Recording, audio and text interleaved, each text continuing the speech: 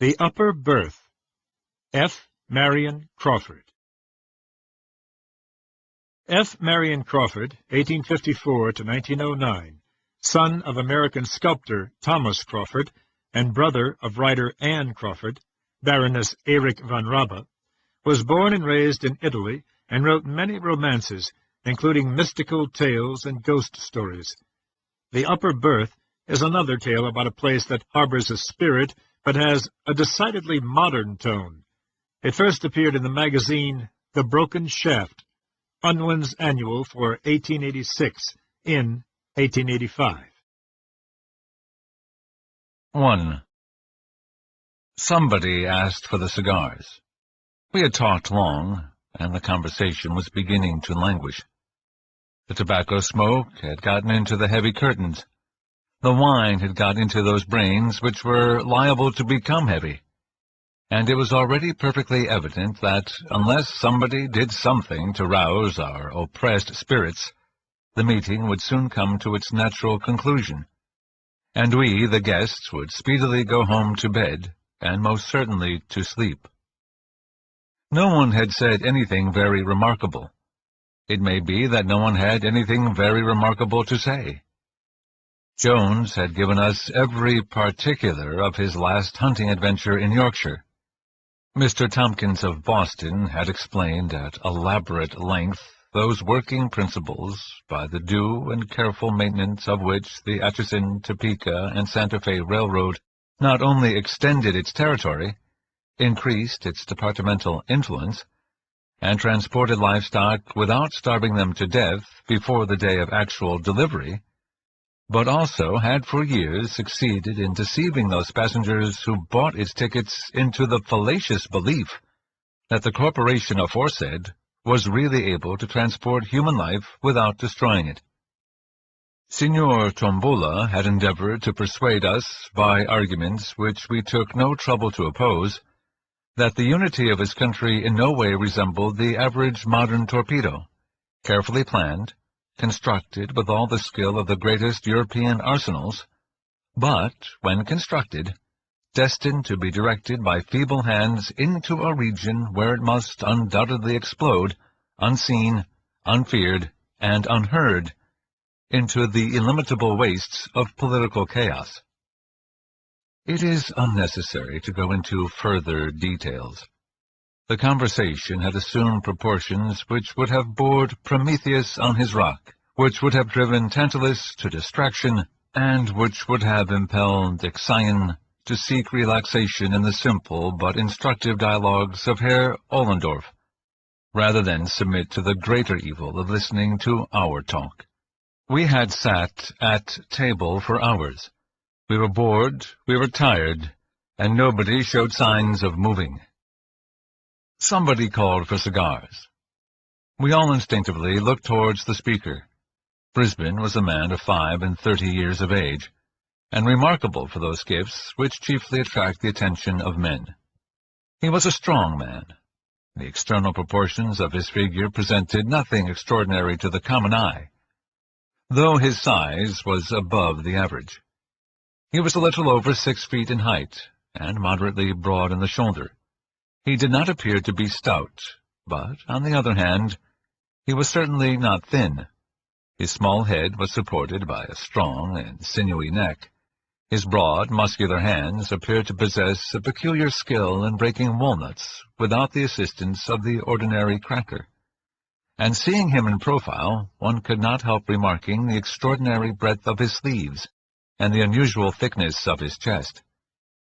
He was one of those men who are commonly spoken of among men as deceptive.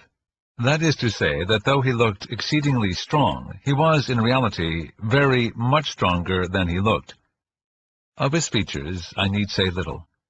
His head is small, his hair is thin, his eyes are blue, his nose is large, he has a small mustache and a square jaw. Everybody knows Brisbane, and when he asked for a cigar, everybody looked at him. "It is a very singular thing," said Brisbane. Everybody stopped talking. Brisbane's voice was not loud, but possessed a peculiar quality of penetrating general conversation, and cutting it like a knife. Everybody listened. Brisbane, perceiving that he had attracted their general attention, lit his cigar with great equanimity. "It is very singular," he continued, "that thing about ghosts. People are always asking whether anybody has seen a ghost. I have." "Bosh! What? You? You don't mean to say so, Brisbane? Well, for a man of his intelligence—" A chorus of exclamations greeted Brisbane's remarkable statement. Everybody called for cigars, and Stubbs, the butler, suddenly appeared from the depths of nowhere with a fresh bottle of dry champagne. The situation was saved.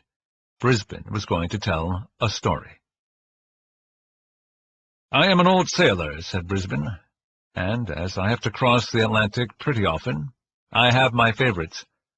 Most men have their favorites. I have seen a man wait in a Broadway bar for 3/4 of an hour for a particular car which he liked. I believe the barkeeper made at least 1/3 of his living by that man's preference. I have a habit of waiting for certain ships when I am obliged to cross that duck pond.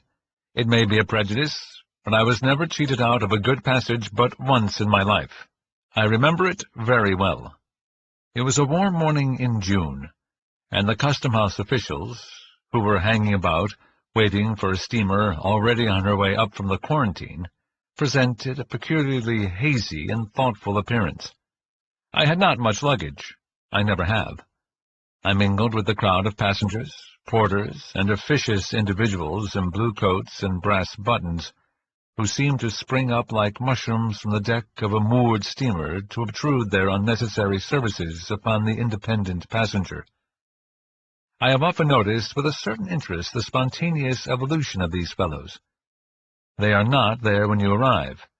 5 minutes after the pilot has called "Go ahead," they, or at least their blue coats and brass buttons, have disappeared from deck and gangway as completely as though they had been consigned to that locker which tradition unanimously ascribes to Davy Jones. But at the moment of starting, they are there, clean-shaved, blue-coated, and ravenous for fees. I hastened on board. The Kamchatka was one of my favorite ships. I say was because she emphatically no longer is. I cannot conceive of any inducement which could entice me to make another voyage in her. Yes, I know what you are going to say. She is uncommonly clean in the run aft. She has enough bluffing off in the bows to keep her dry, and the lower berths are most of them double. She has a lot of advantages, but I won't cross in her again. Excuse the digression. I got on board. I hailed a steward, whose red nose and redder whiskers were equally familiar to me. 105, lower berth, said I, in the business-like tone peculiar to men who think no more of crossing the Atlantic than taking a whiskey cocktail at downtown Delmonico's. The steward took my portmanteau, greatcoat, and rug. I shall never forget the expression of his face. Not that he turned pale. It is maintained by the most eminent divines that even miracles cannot change the course of nature. I have no hesitation in saying that he did not turn pale. But from his expression I judged that he was either about to shed tears, to sneeze, or to drop my portmanteau. As the latter contained 2 bottles of particularly fine old sherry presented to me from my voyage by my old friend Snigginson Van Pickens, I felt extremely nervous.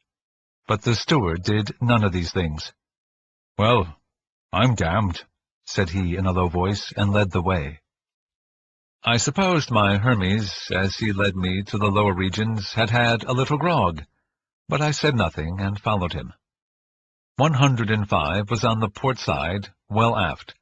There was nothing remarkable about the stateroom. The lower berth, like most of those upon the Kamchatka, was double. There was plenty of room. There was the usual washing apparatus, calculated to convey an idea of luxury to the mind of a North American Indian. There were the usual inefficient racks of brown wood, in which it is more easy to hang a large-sized umbrella than the common toothbrush of commerce.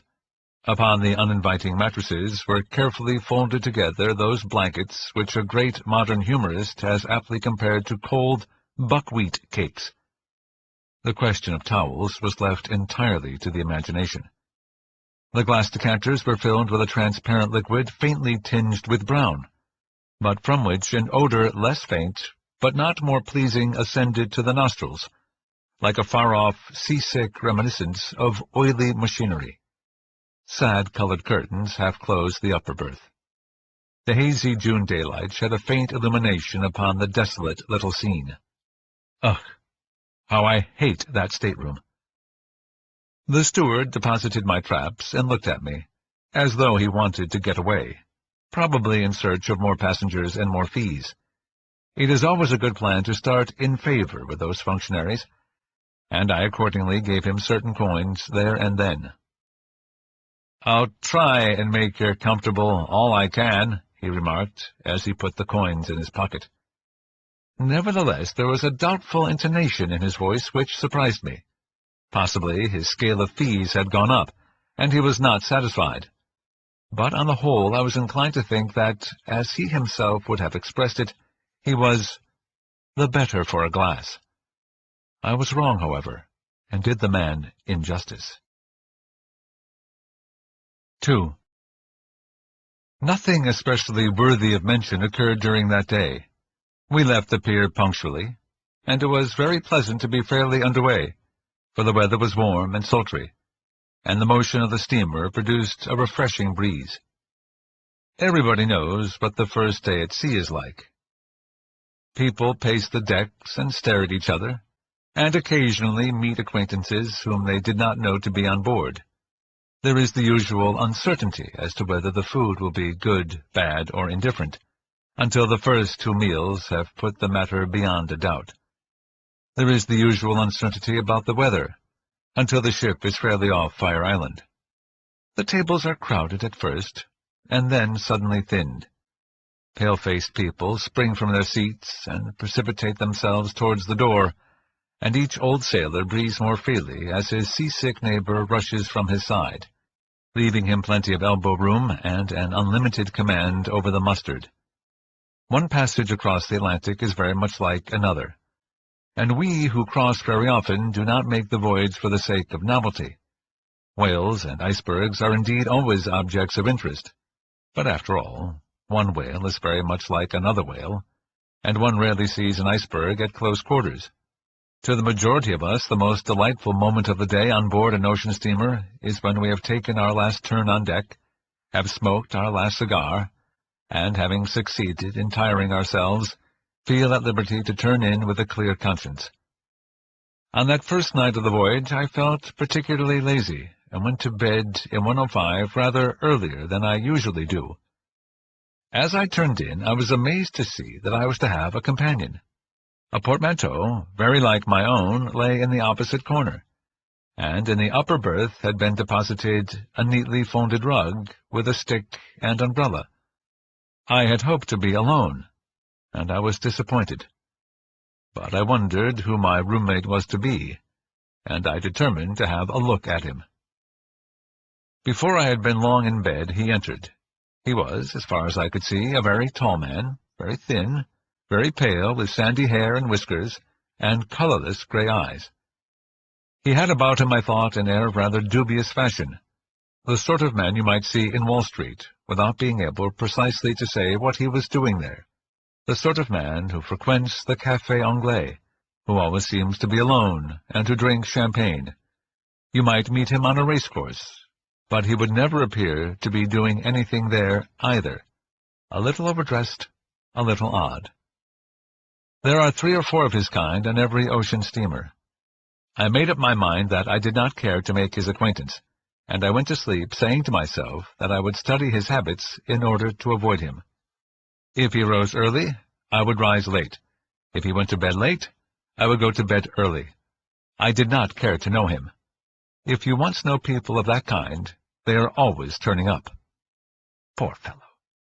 I need not have taken the trouble to come to so many decisions about him, for I never saw him again after that first night in 105. I was sleeping soundly when I was suddenly waked by a loud noise. To judge from the sound, my roommate must have sprung with a single leap from the upper berth to the floor. I heard him fumbling with the latch and bolt of the door, which opened almost immediately.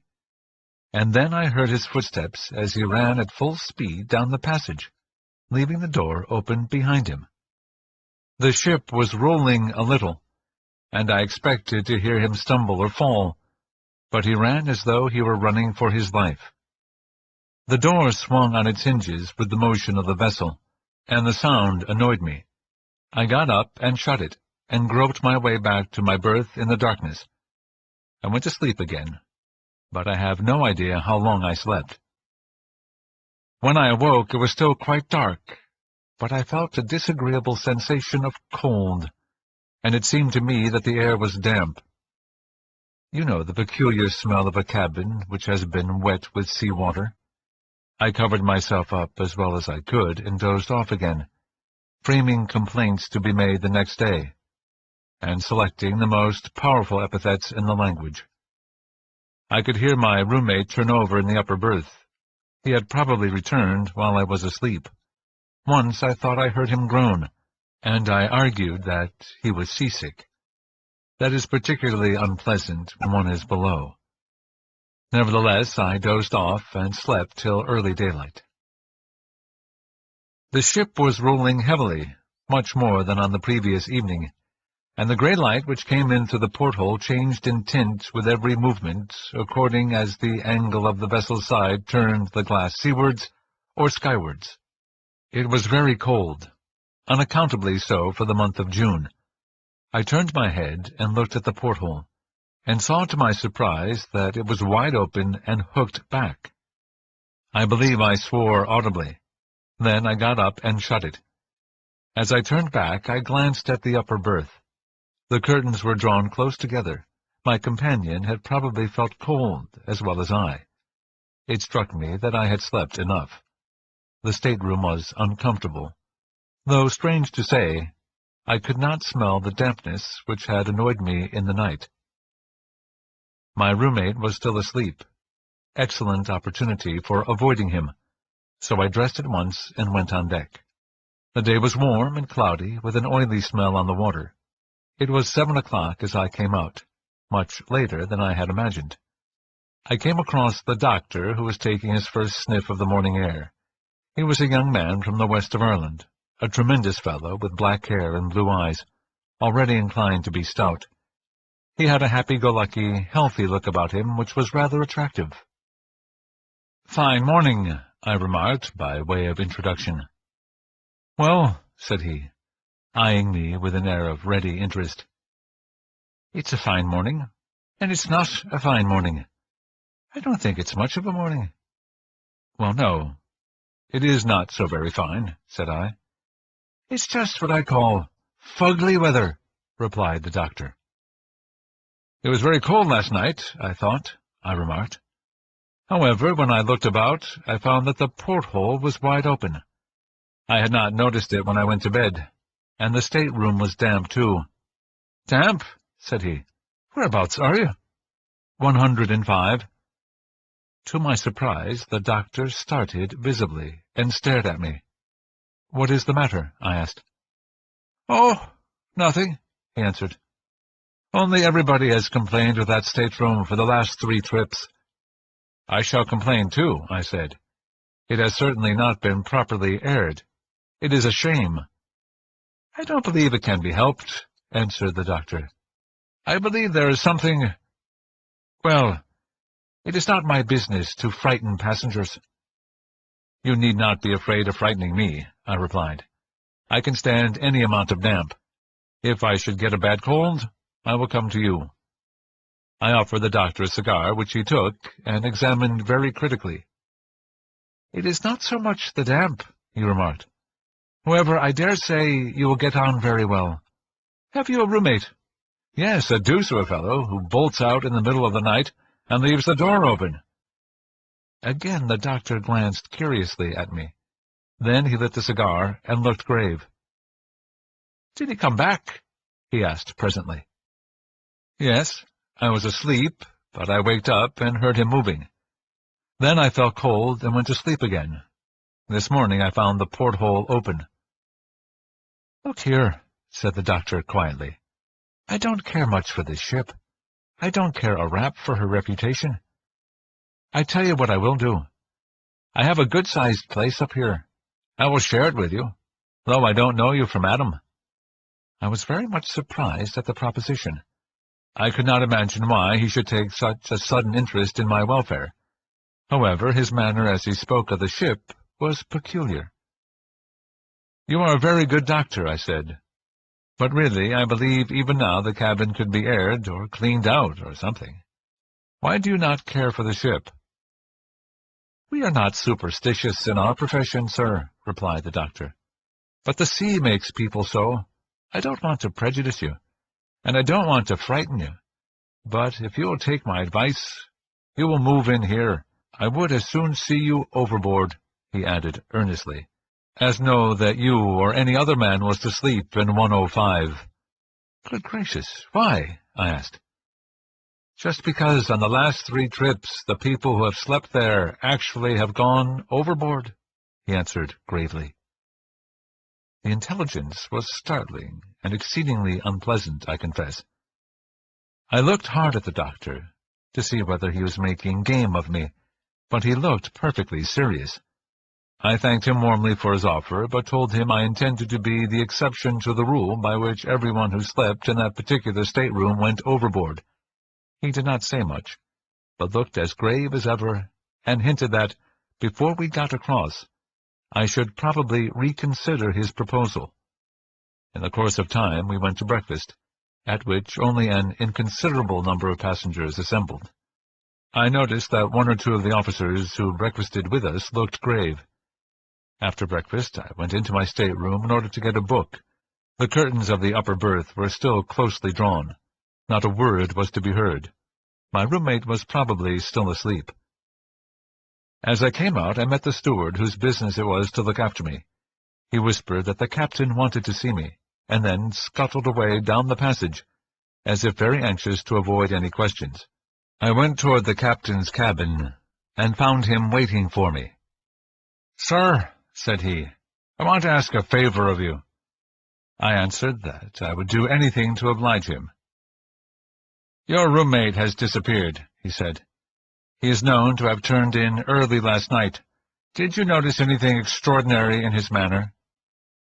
The question, coming as it did in exact confirmation of the fears the doctor had expressed half an hour earlier, staggered me. "You don't mean to say he has gone overboard?" I asked. "I fear he has," answered the captain. "This is the most extraordinary thing," I began. "Why?" he asked. "He is the 4th, then?" I explained. In answer to another question from the captain, I explained, without mentioning the doctor, that I had heard the story concerning 105. He seemed very much annoyed at hearing that I knew of it. I told him what had occurred in the night. "What you say," he replied, "coincides almost exactly with what was told me by the roommates of 2 of the other 3. They bolt out of bed and run down the passage. 2 of them were seen to go overboard by the watch. We stopped and lowered boats, but they were not found. Nobody, however, saw or heard the man who was lost last night, if he is really lost. The steward, who is a superstitious fellow perhaps, and expected something to go wrong, went to look for him this morning, and found his berth empty, but his clothes lying about, just as he had left them. The steward was the only man on board who knew him by sight, and he has been searching everywhere for him. He has disappeared. Now, sir, I want to beg you not to mention the circumstance to any of the passengers. I don't want the ship to get a bad name, and nothing hangs about in ocean lore like stories of suicides. You shall have your choice of any one of the officers' cabins you like, including my own, for the rest of the passage. Is that a fair bargain?" "Very," said I, "and I am much obliged to you. But since I am alone, and have the stateroom to myself, I would rather not move. If the steward will take out that unfortunate man's things, I would as lief stay where I am. I will not say anything about the matter, and I think I can promise you that I will not follow my roommate." The captain tried to dissuade me from my intention, but I preferred having a stateroom alone to being the chum of any officer on board. I do not know whether I acted foolishly, but if I had taken his advice, I should have had nothing more to tell.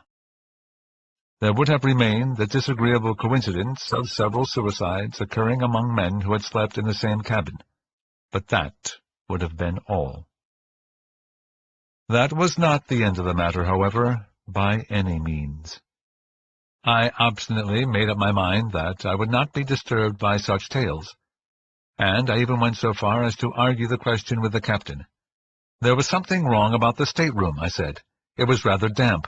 The porthole had been left open last night. My roommate might have been ill when he came on board, and he might have become delirious after he went to bed.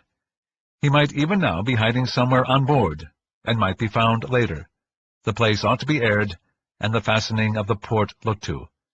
If the captain would give me leave, I would see that what I thought necessary was done immediately.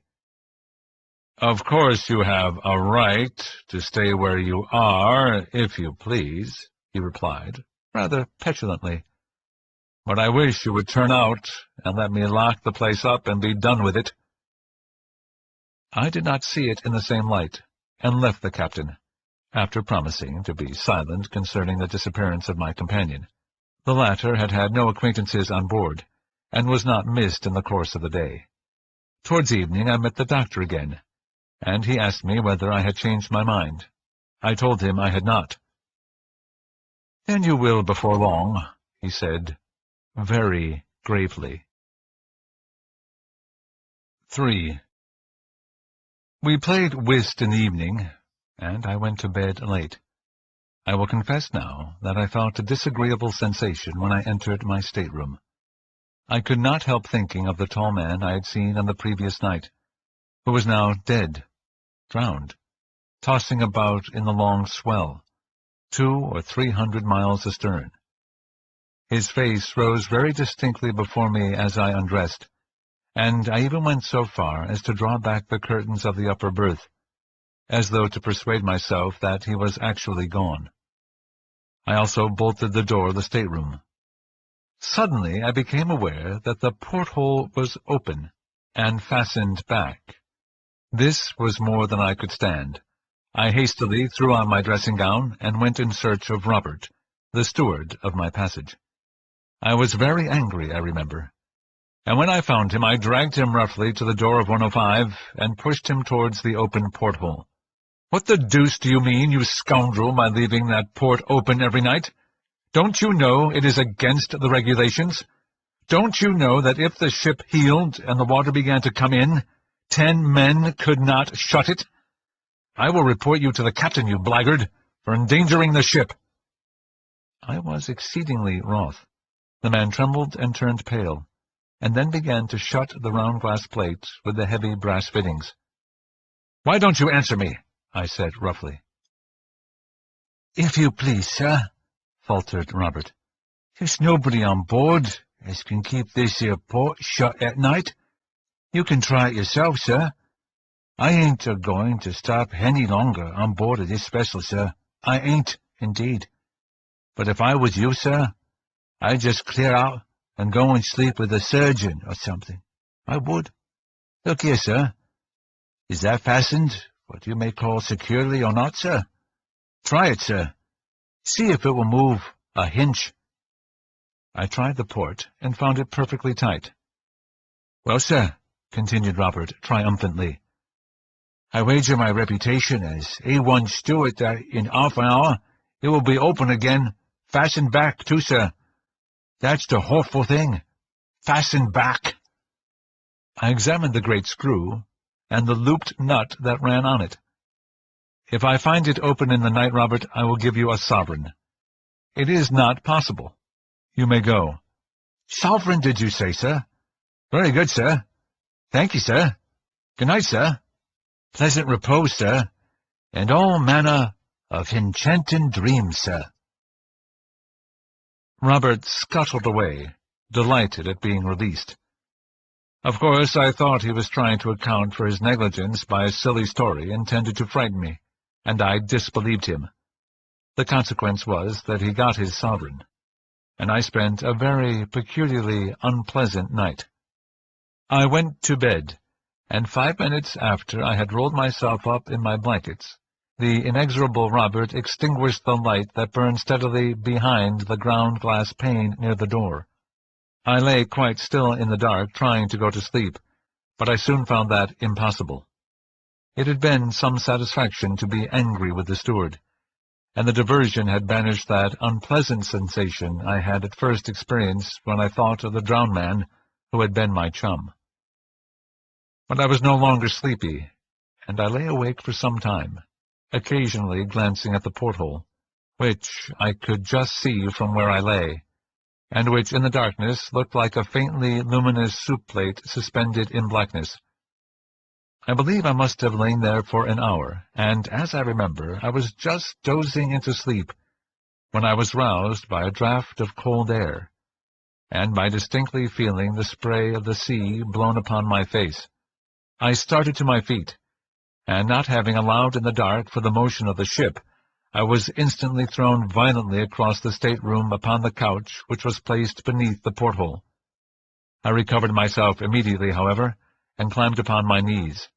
The porthole was again wide open and fastened back. Now these things are facts. I was wide awake when I got up, and I should certainly have been waked by the fall had I still been dozing. Moreover, I bruised my elbows and knees badly, and the bruises were there on the following morning to testify to the fact, if I myself had doubted it. The porthole was wide open and fastened back, a thing so unaccountable that I remember very well feeling astonishment rather than fear when I discovered it. I at once closed the plate again, and screwed down the loop nut with all my strength. It was very dark in the stateroom. I reflected that the port had certainly been opened within an hour after Robert had at first shut it in my presence, and I determined to watch it, and see whether it would open again. Those brass fittings are very heavy, and by no means easy to move. I could not believe that the clump had been turned by the shaking of the screw. I stood peering out through the thick glass at the alternate white and grey streaks of the sea that foamed beneath the ship's side. I must have remained there a quarter of an hour. Suddenly, as I stood, I distinctly heard something moving behind me in one of the berths, and a moment afterwards, just as I turned instinctively to look, though I could, of course, see nothing in the darkness, I heard a very faint groan. I sprang across the stateroom, and tore the curtains of the upper berth aside, thrusting in my hands to discover if there were anyone there. There was someone. I remember that the sensation as I put my hands forward was as though I were plunging them into the air of a damp cellar, and from behind the curtains came a gust of wind that smelled horribly of stagnant sea-water. I lay hold of something that had the shape of a man's arm, but was smooth and wet and icy cold. But suddenly, as I pulled, the creature sprang violently forward against me, a clammy, oozy mass, as it seemed to me, heavy and wet, yet endowed with a sort of supernatural strength. I reeled across the stateroom, and in an instant the door opened and the thing rushed out. I had not had time to be frightened, and, quickly recovering myself, I sprang through the door and gave chase at the top of my speed. But I was too late. 10 yards before me I could see, I am sure I saw it, a dark shadow moving in the dimly lighted passage, quickly as the shadow of a fast horse thrown before a dog-cart by the lamp on a dark night. But in a moment it had disappeared, and I found myself holding on to the polished rail that ran along the bulkhead, where the passage turned towards the companion. My hair stood on end, and the cold perspiration rolled down my face. I am not ashamed of it in the least. I was very badly frightened. Still, I doubted my senses, and pulled myself together. It was absurd, I thought. The Welsh rarebit I had eaten had disagreed with me. I had been in a nightmare. I made my way back to my stateroom, and entered it with an effort. The whole place smelled of stagnant seawater, as it had when I had waked on the previous evening. It required my utmost strength to go in, and grope among my things for a box of wax lights. As I lighted a railway reading lantern, which I always carry in case I want to read after the lamps are out, I perceived that the porthole was again open, and a sort of creeping horror began to take possession of me which I never felt before, nor wished to feel again. But I got a light and proceeded to examine the upper berth, expecting to find it drenched with seawater. But I was disappointed. The bed had been slept in, and the smell of the sea was strong, but the bedding was as dry as a bone. I fancied that Robert had not had the courage to make the bed after the accident of the previous night. It had all been a hideous dream. I drew the curtains back as far as I could, and examined the place very carefully. It was perfectly dry. But the porthole was open again. With a sort of dull bewilderment of horror, I closed it and screwed it down, and thrusting my heavy stick through the brass loop, wrenched it with all my might, till the thick metal began to bend under the pressure. Then I hooked my reading lantern into the red velvet at the head of the couch, and sat down to recover my senses, if I could. I sat there all night, unable to think of rest, hardly able to think at all, but the porthole remained closed, and I did not believe it would now open again without the application of a considerable force. The morning dawned at last, and I dressed myself slowly, thinking over all that had happened in the night. It was a beautiful day, and I went on deck, glad to get out into the early, pure sunshine, and to smell the breeze from the blue water, so different from the noisome, stagnant odor of my stateroom. Instinctively I turned aft towards the surgeon's cabin. There he stood, with a pipe in his mouth, taking his morning airing precisely as on the preceding day. "Good morning," said he quietly, but looking at me with evident curiosity. "Doctor, you are quite right," said I. "There is something wrong about that place." "I thought you would change your mind," he answered, rather triumphantly. "You have had a bad night, eh? Shall I make you a pick-me-up? I have a capital recipe." "No, thanks," I cried. "But I would like to tell you what happened." I then tried to explain as clearly as possible precisely what had occurred, not omitting to state that I had been scared as I had never been scared in my whole life before. I dwelt particularly on the phenomenon of the porthole, which was a fact to which I could testify, even if the rest had been an illusion. I had closed it twice in the night, and the second time I had actually bent the brass in wrenching it with my stick. I believe I insisted a good deal on this point. "You seem to think I am likely to doubt the story," said the doctor, smiling at the detailed account of the state of the porthole. "I do not doubt it in the least. I renew my invitation to you. Bring your traps here, and take half my cabin." "Come and take half of mine for one night," I said. "Help me to get at the bottom of this thing." "You will get to the bottom of something else, if you try," answered the doctor. "What?" I asked. "The bottom of the sea. I am going to leave this ship. It is not canny." "Then you will not help me to find out—" "Not I," said the doctor quickly. "It is my business to keep my wits about me, not to go fiddling about with ghosts and things." "Do you really believe it is a ghost?" I inquired, rather contemptuously. But as I spoke, I remembered very well the horrible sensation of the supernatural which had got possession of me during the night. The doctor turned sharply on me. "Have you any reasonable explanation of these things to offer?" he asked. "No, you have not." "Well, you say you will find an explanation. I say that you won't, sir, simply because there is not any. "But, my dear sir," I retorted, "do you, a man of science, mean to tell me that such things cannot be explained?"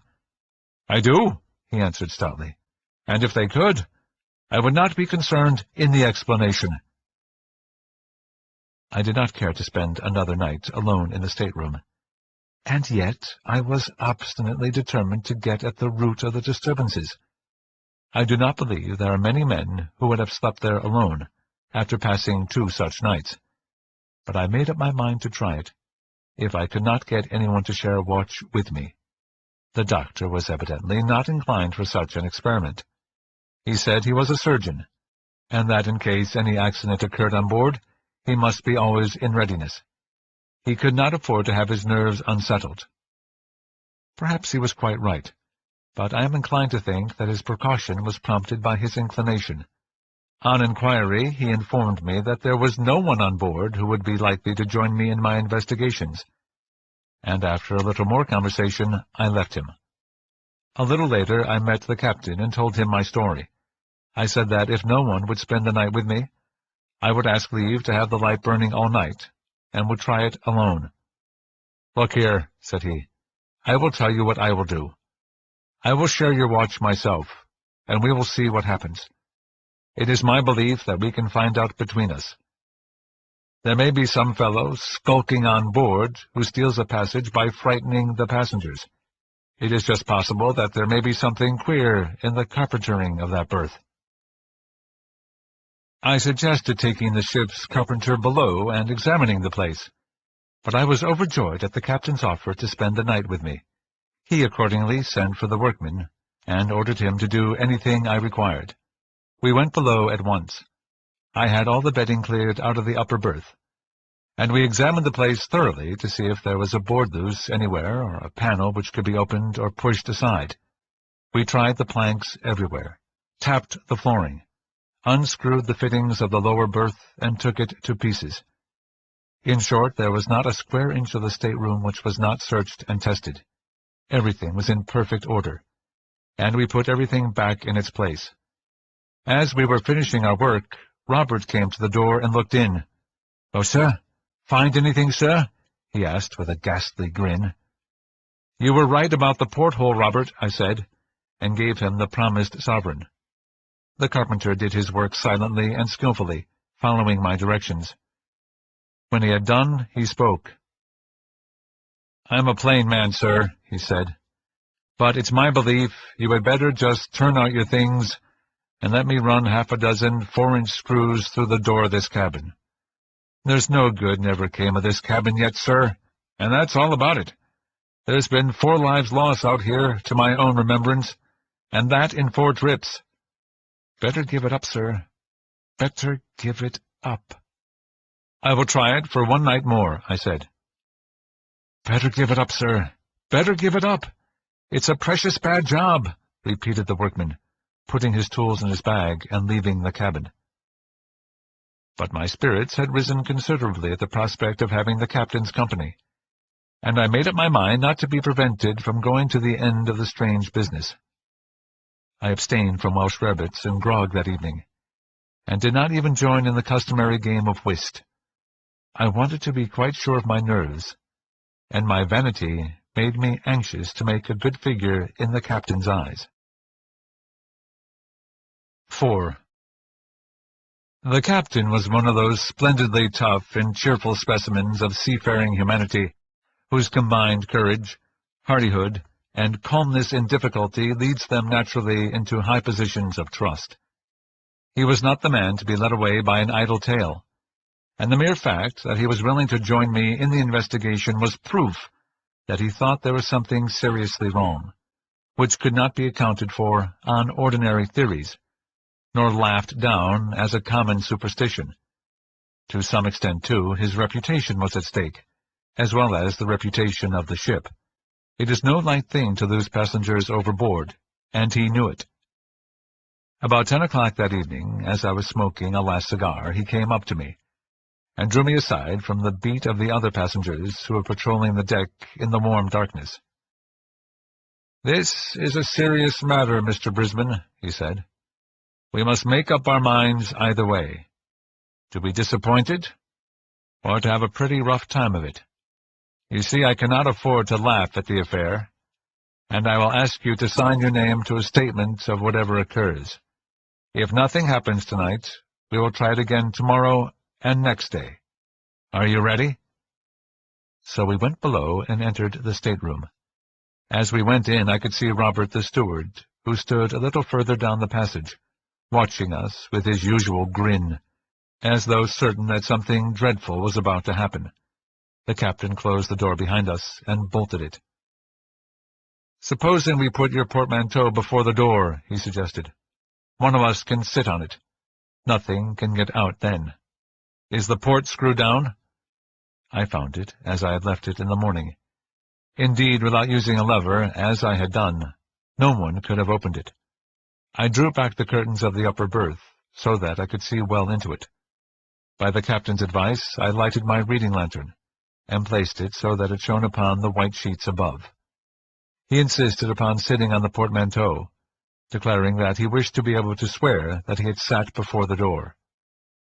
Then he requested me to search the stateroom thoroughly, an operation very soon accomplished, as it consisted merely in looking beneath the lower berth and under the couch below the porthole.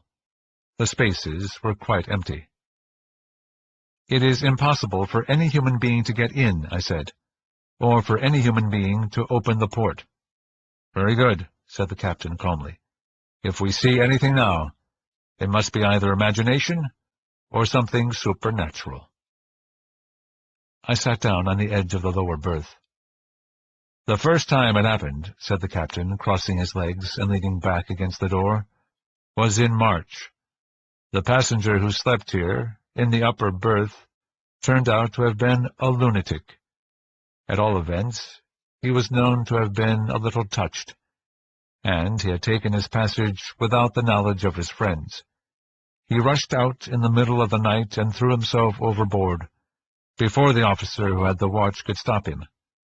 We stopped and lowered a boat. It was a quiet night, just before that heavy weather came on, but we could not find him. Of course, his suicide was afterwards accounted for on the ground of his insanity." "I suppose that often happens?" I remarked, rather absently. "Not often, no," said the captain. "Never before in my experience, though I have heard of it happening on board of other ships. Well, as I was saying, that occurred in March. On the very next trip—" "What are you looking at?" he asked, stopping suddenly in his narration. I believe I gave no answer. My eyes were riveted upon the porthole. It seemed to me that the brass loop nut was beginning to turn very slowly upon the screw. So slowly, however, that I was not sure it moved at all. I watched it intently, fixing its position in my mind, and trying to ascertain whether it changed. Seeing where I was looking, the captain looked too. "It moves!" he exclaimed in a tone of conviction. "No, it does not," he added after a minute.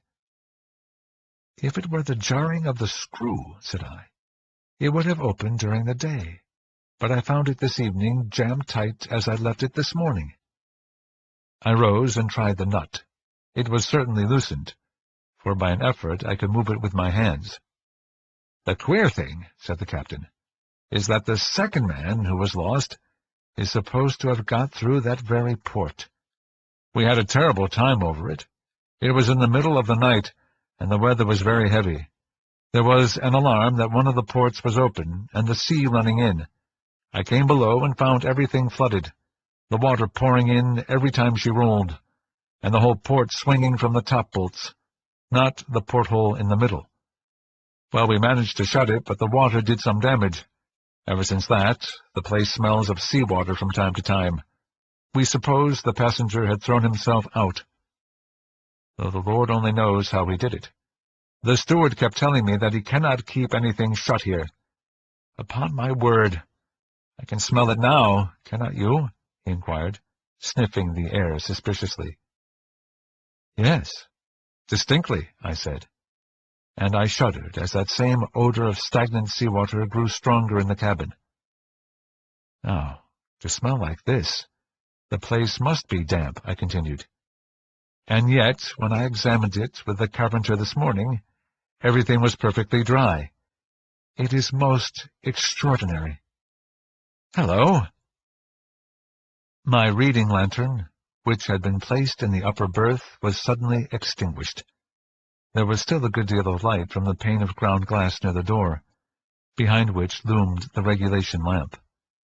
The ship rolled heavily, and the curtain of the upper berth swung far out into the stateroom and back again. I rose quickly from my seat on the edge of the bed, and the captain at the same moment started to his feet with a loud cry of surprise.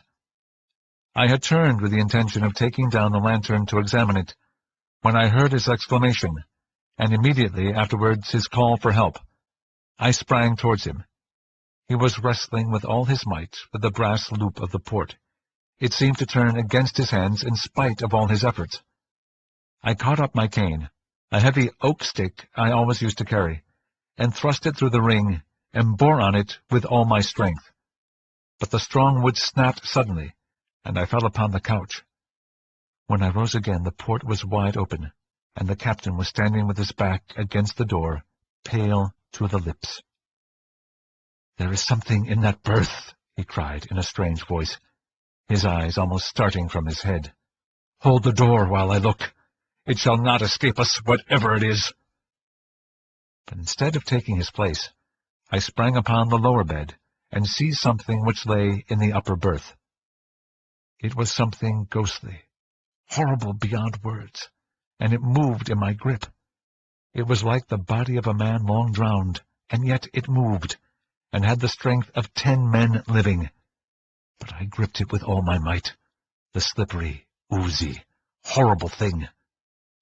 The dead white eyes seemed to stare at me out of the dusk. The putrid odor of rank seawater was about it, and its shiny hair hung in foul, wet curls over its dead face. I wrestled with the dead thing. It thrust itself upon me, and forced me back, and nearly broke my arms. It wound its corpse's arms about my neck, the living death, and overpowered me, so that I, at last, cried aloud and fell, and left my hold. As I fell, the thing sprang across me, and seemed to throw itself upon the captain. When I last saw him on his feet, his face was white, and his lips set. It seemed to me that he struck a violent blow at the dead being, and then he too fell forward upon his face, with an inarticulate cry of horror. The thing paused an instant, seeming to hover over his prostrate body, and I could have screamed again for very fright, but I had no voice left. The thing vanished suddenly, and it seemed to my disturbed senses that it made its exit through the open port, though how that was possible, considering the smallness of the aperture, is more than anyone can tell. I lay a long time upon the floor, and the captain lay beside me. At last I partially recovered my senses and moved, and instantly I knew that my arm was broken, the small bone of the left forearm near the wrist. I got upon my feet somehow, and with my remaining hand I tried to raise the captain. He groaned and moved, and at last came to himself. He was not hurt, but he seemed badly stunned. "Well, do you want to hear any more?" "There is nothing more. That is the end of my story." The carpenter carried out his scheme of running 6 4-inch screws through the door of 105, and if ever you take a passage in the Kamchatka, you may ask for a berth in that stateroom. You will be told that it is engaged. Yes, it is engaged by that dead thing. I finished the trip in the surgeon's cabin. He doctored my broken arm, and advised me not to fiddle about with ghosts and things any more. The captain was very silent, and never sailed again in that ship, though it is still running. And I will not sail in her either. It was a very disagreeable experience, and I was very badly frightened, which is a thing I do not like. That is all. That is how I saw a ghost. If it was a ghost, it was dead, anyhow.